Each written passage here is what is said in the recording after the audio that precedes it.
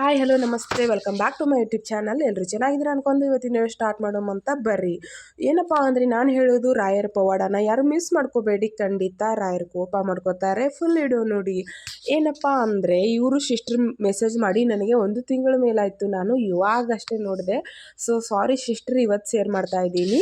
ಏನಪ್ಪ ಅಂದರೆ ಇವರು ಮೂಲತಃ ಬೆಂಗಳೂರಿನವರಾದವರು. ಅಲ್ಲಿಂದ ಕಾಲೇಜ್ಗೆ ಹೋಗ್ತಿರ್ತಾರೆ. ಇವರು ಮನೆಯಲ್ಲಿ ಚಿಕ್ಕ ಮಗಳು. ಸೊ ಹಾಗಾಗಿ ಇವ್ರ ಮೇಲೆ ಸ್ವಲ್ಪ ಪ್ರೀತಿ ಜಾಸ್ತಿ ಇರುತ್ತೆ ತಂದೆ ತಾಯಿದು.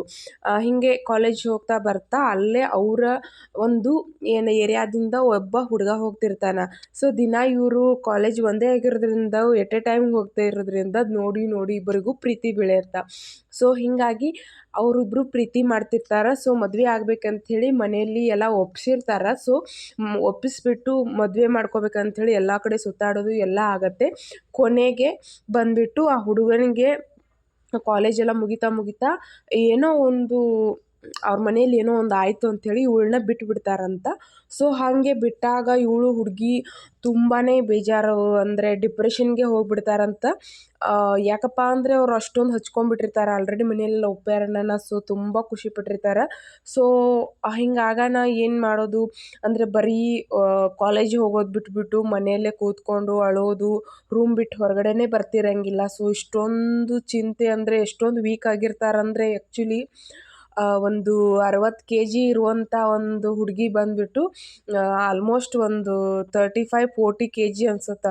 ಅಷ್ಟು ವೀಕ್ ಆಗಿಬಿಡ್ತಾರಂತ. ಊಟ ಮಾಡ್ತಿರಂಗಿಲ್ಲ, ಸರಿಯಾಗಿ ನಿದ್ದೆ ಮಾಡ್ತಿರಂಗಿಲ್ಲ, ಬರೀ ಅಳೋದು, ಅಷ್ಟೊಂದು ಇದನ್ನಾಗಿಬಿಡ್ತಾರೆ. ಹೊರಗಡೆ ಅಲ್ಲಿ ಇಲ್ಲಿ ಸುತ್ತಾಡೋಕ್ಕೆಲ್ಲ ಅವ್ರ ಅಪ್ಪಾಜಿ ಎಲ್ಲ ಅಮ್ಮ ಕರ್ಕೊಂಡು ಹೋಗ್ತಾನೆ ಇರ್ತಾರೆ, ಅಂದರೆ ಹೊರಗಡೆ ಬರ್ಬೋದೇನಂತೇಳಿ. ಸೊ ಆದರೂ ಏನೂ ವರ್ಕ್ ಆಗ್ತಿರಂಗಿಲ್ಲ, ಯಾಕೆಂದರೆ ಅವಳು ಆ ನೆನಪಿನಿಂದ ಹೊರಗೆ ಬರ್ತಿರಂಗಿಲ್ಲಂತ. ಅವರ ಸಿಸ್ಟ್ರು ಬ್ರದರು ಎಲ್ಲರೂ ಸೇರಿ ಟೂರ್ಗೆ ಹೋಗೋದು, ಹಾಗೆ ಹಿಂಗೆ ಹೆಂಗಾದರೂ ಹೊರಗೆ ಬರ್ಸ್ಬೇಕಂತ ಏನೇನೋ ಟ್ರೈ ಮಾಡ್ತಾರಂತೆ. ಏನೂ ಆಗೋದಿಲ್ಲ. ಹಾಗಾಗಿ ತುಂಬ ಚಿಂತೆ ಆಗತ್ತೆ ಅವ್ರಿಗೆ ಏನು ಮಾಡಬೇಕು ಅಂದಾಗ. ಹೀಗೆ ಅವ್ರ ಅಮ್ಮ ಯಾರ ಜೊತೆನೇ ಫೋನಲ್ಲಿ ಮಾತಾಡಬೇಕಾದ್ರೆ ಯಾರೋ ಅವ್ರ ಫ್ರೆಂಡ್ ಯಾರೋ ಶೇರ್ ಮಾಡ್ತಾರಂತೆ, ಇಲ್ಲ ಹಿಂಗೆ ಏನಾದರೂ ದೇವಸ್ಥಾನಗಳಿಗೆ ಕರ್ಕೊಂಡು ಹೋಗ್ರಿ ಹಾಗೆ ಹಿಂಗೆ ಅಂತ ಹೇಳಿದಾಗ ಅವ್ರಿಗೆ ನೆನಪಾಗಿದ್ದು ಮಂತ್ರಾಲಯ. ಸೊ ಅವರು ನೇರವಾಗಿ ಅವಳನ್ನ ಮಂತ್ರಾಲಯಕ್ಕೆ ಕರ್ಕೊಂಡು ಹೋಗ್ತಾರಂತೆ.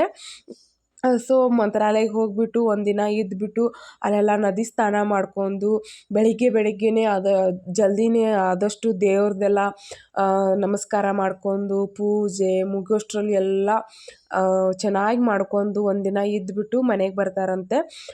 ಬಂದುಬಿಟ್ಟು ಮತ್ತೆ ಅವರಿಗೆ ಏನೋ ಗೊತ್ತಿಲ್ಲ ಏನು ಮಾಡ್ತಾರೋ ಏನೋ, ರಾಯರ ಮೇಲೆ ಭಾರ ಹಾಕಿದ್ದೀನಿ ಅಂಥೇಳಿ ಮನೆಗೆ ಬರ್ತಾರಂತೆ.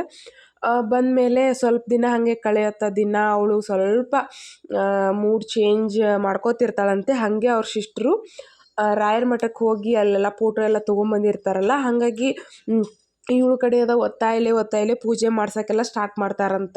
ಅವ್ರು ಹೇಳಿರ್ತಾರಂತ ಇವ್ರ ಅಮ್ಮನ ಫ್ರೆಂಡು ಪೂಜೆ ಮಾಡಿಸಿ ಹಿಂಗೆ ವ್ರತ ಮಾಡಿದವ್ರಿಗೆ ಒಳ್ಳೇದಾಗಿದೆ ಅಂಥೇಳಿ ಅವ್ರಿಗೆ ಗೊತ್ತಿರೋಷ್ಟು ಮಾಹಿತಿನ ಇವಳಿಗೆ ಶೇರ್ ಮಾಡಿರ್ತಾರೆ. ಹಾಗಾಗಿ ಇವಳ ಕಡೆ ಮಾಡಿಸೋಷ್ಟು ಆದಷ್ಟು ಪ್ರಯತ್ನ ಪಡ್ತಿರ್ತಾಳೆ. ಆದರೆ ಇವಳು ಜಾಸ್ತಿ ಇಂಟ್ರೆಸ್ಟ್ ಕೊಡ್ತಿರಂಗಿಲ್ಲ. ಹೋಗಿ ಮಠಕ್ಕೆ ಹೋಗಿ ಬಂದು ಮಂತ್ರಾಲಯಕ್ಕೆಲ್ಲ ಹೋಗಿ ಮುಗಿಸ್ಕೊಂಬಂದು ಒಂದು 15 ದಿನ ಆದ ಬಳಿಕ ಮತ್ತೆ ಏನೋ ಅಲ್ಲೇ ಸಮೀಪದಲ್ಲಿರೋ ಮಠಕ್ಕೆಲ್ಲ ಹೋಗ್ತಾರಂತ.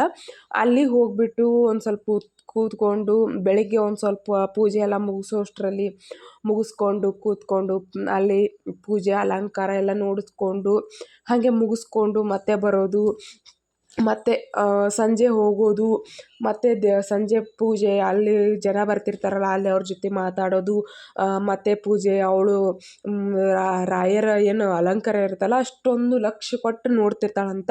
ಹಂಗೆ ನೋಡ್ಕೊಂಡು ಬರೋದು ಮಾಡತನ ಸ್ವಲ್ಪ ಚೇಂಜಸ್ ಕಾಣಿಸತ್ತಂತ ಅವಳಲ್ಲಿ.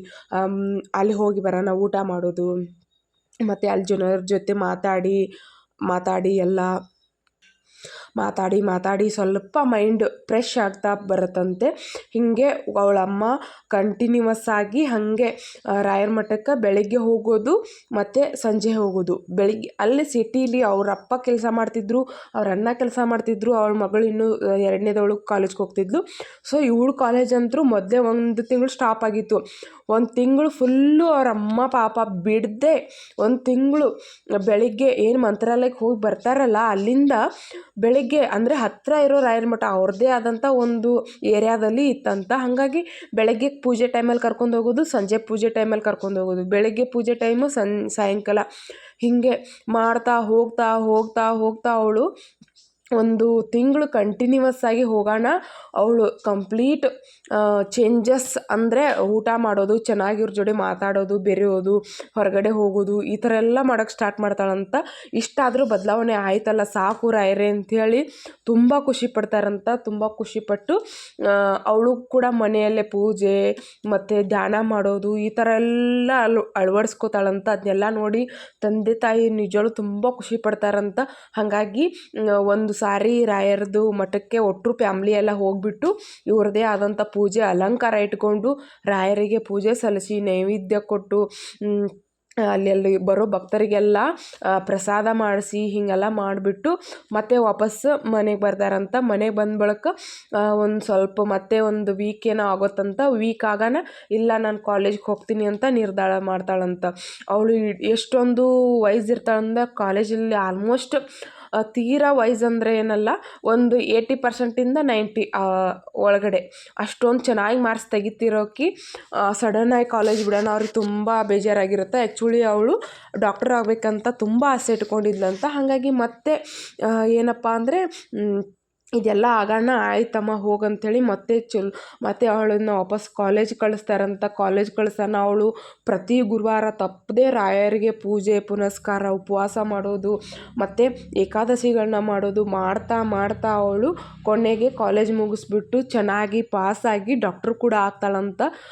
ಡಾಕ್ಟ್ರ್ ಆದಮೇಲೆ ಮತ್ತೆ ಕೂಡ ಮಂತ್ರಾಲಯಕ್ಕೆ ಹೋಗ್ಬಿಟ್ಟು ಅಲ್ಲಿ ಎಲ್ಲ ಅವಳ ಸೇವೆಗಳನ್ನ ಸಲ್ಲಿಸಿಬಿಟ್ಟು ರಾಯರಿಗೆ ತುಂಬ ಕೃತಜ್ಞತೆಯನ್ನು ಸಲ್ಲಿಸಿಬಿಟ್ಟು ಈಗಲೂ ಕೂಡ ಅವಳು ಎಷ್ಟು ರಾಯರ ಮೇಲೆ ಭಕ್ತೆ ಅಂದರೆ ನಿಜವಾಗ್ಲೂ ಅವಳು ರಾಯರಿಗೆ ಹೇಳದೆ ರಾಯರನ್ನ ಕೇಳದೆ ಏನೂ ಕೆಲಸ ಮಾಡಲ್ಲ. ಮತ್ತು ಪ್ರತಿ ಅವಳ ಸಂಬಳದಲ್ಲಿ ಏನಾದರೂ ಸೇವೆಗಳನ್ನ ಮಾಡ್ತಾ ಇರ್ತಾಳಂತ. ಮತ್ತು ಪ್ರತಿದಿನ ಪ್ರತಿ ಕ್ಷಣ ರಾಯರನ್ನ ಸದಾ ನೆನೆಸ್ತಿರ್ತಾಳಂತ. ಅಷ್ಟೊಂದು ಕೃತಜ್ಞತೆ ಭಾವ ಅವಳಲ್ಲಿ ರಾಯರ ಮೇಲಿದೆ ಅಂತೆ. ರಾಯರಂದರೆ ಅವಳ ತಂದೆಕ್ಕಿಂತ ಜಾಸ್ತಿ ಅಂತ ಹೇಳ್ತಾಳಂತ. ಸೊ ಈ ವಿಡಿಯೋನ ಪಾಪ ನಾನು ಆಗಲೇ ಶೇರ್ ಮಾಡಬೇಕಾಗಿತ್ತು, ಸಾರಿ ಇನ್ನೊಮ್ಮೆ. ಸೊ ಇಷ್ಟೊಂದು ಬದಲಾವಣೆ ರಾಯರ ಅವಳ ಜೀವನದಲ್ಲಿ ಕೊಟ್ಟಾರಂದ್ರೆ ನಿಜವಾಗ್ಲೂ ತುಂಬ ಕೇಳೋಕೆ ಖುಷಿ ಆಗತ್ತೆ. ಸೊ ಹಾಗಾಗಿ ನೀವು ಆದಷ್ಟು ಯಾರಿಗಾದರೂ ಪ್ರಾಬ್ಲಮ್ಸ್ ಇದ್ರೆ ವಿಡಿಯೋಗಳನ್ನ ಶೇರ್ ಮಾಡಿ. ಆದಷ್ಟು ಎಷ್ಟೋ ಜನಕ್ಕೆ ನಾನಾ ಥರದ ಅದ್ಭುತ ಪವಾಡಗಳು ರಾಯರು ಮಾಡ್ಯಾರ, ಅದನ್ನೆಲ್ಲ ವಿಡಿಯೋಗಳನ್ನ ಶೇರ್ ಮಾಡೀನಿ. ನೀವು ಕಂಪ್ಲೀಟ್ ವಿಡಿಯೋಗಳನ್ನ ಫುಲ್ ನೋಡೋದ್ರ ಮೂಲಕ ಆದಷ್ಟು ಜನಕ್ಕೆ ಶೇರ್ ಮಾಡಿರಿ. ಅವ್ರ ಮನಸ್ಥಿತಿನೂ ಕೇಳಿಬಿಟ್ಟು ಸ್ಟೋರಿಗಳನ್ನ ಏನಾದರೂ ನಮ್ಮ ಜೀವನದಲ್ಲಿ ಬದಲಾವಣೆ ಆಗ್ಬೋದು ಅಂದ್ಕೊಂಡು ಏನಾದರೂ ವ್ರತ ಪೂಜೆ ಮಾಡೋದ್ರಿಂದ ಅವರು ಲೈಫಲ್ಲಿ ಖುಷಿಯಾಗಿರ್ಬೋದು ಅಂಥೇಳಿ ಒಂದೇ ಒಂದು ಇಂಟೆನ್ಷನ್ನಿಂದ ನಾನು ವಿಡಿಯೋಗಳನ್ನ ಮಾಡ್ತೀನಿ.